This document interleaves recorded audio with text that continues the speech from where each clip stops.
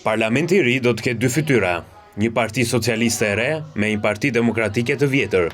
Eksperimenti i Ramës për të sjellë fytyra të reja doli suksesshëm, ai zgjodhi spastrimin, kurse Berisha riciklimin. Fytyra e Partisë Demokratike në Parlamentin e ri nis me Sali Berishën dhe Tritan Sheun, të vjetërën politik, po ai sa demokracia në Shqipëri. Nga 50 deputet të koalicionit, demokratët kanë vetëm 42, 36 dolën nga lista e mbyllur, por mbi 50% e tyre thjesht do të marrin pushimet e verës e do të rikthehen në karriget e njëjta. Janë të vjetër, disa të zhurmshëm e disa me mec, por i lidh vetëm diçka, Berisha. 5 janë rikthime. U mendua se e kishin mbyllur me parlamentin e politikën, por jo, Berishës i duen aty.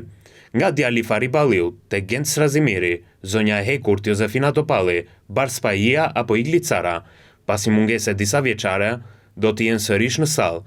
Në parlament, demokratët do të shohin për herë të parë 13 deputet të rinj, por jo dhe aq në moshë. Kjo listë vjen me Arjan Dojën dhe Gjingjonin, ish magjistratët e drejtësisë së vjetër, që do të përfaqësojnë fytyrën e re të Partisë Demokratike në parlament, shtuar këtu edhe kandidaten e Fisit Çapja, Klodianën e Elbasanit. Nga Forumi Rinor, ka vetëm një, kryetari Besar Xhaferi. Eno Bozdo apo Ivi Kaso janë të vjetër në Partinë Demokratike, por fati keq që Lulzim Basha nuk i goditi kur me inkarigje. Kohët kanë ndryshuar, tani kanë doktori.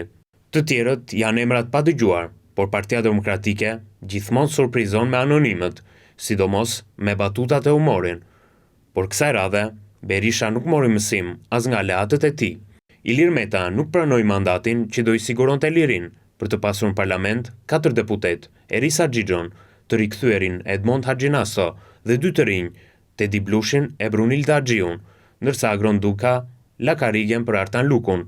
Edhe ata që i quan opozita e opozitës, Agron Sheaj me një parti të re, arriti të marrë një karrige të vjetër, por nxori edhe një deputet të ri, po ashtu edhe Adriatik Lapaj i Shqipëria Bëhet dhe Redi Muçi i Lëvizjes Bashk. I vetmi që beson se ndryshimi vjen pa ndryshim është Sali Berisha.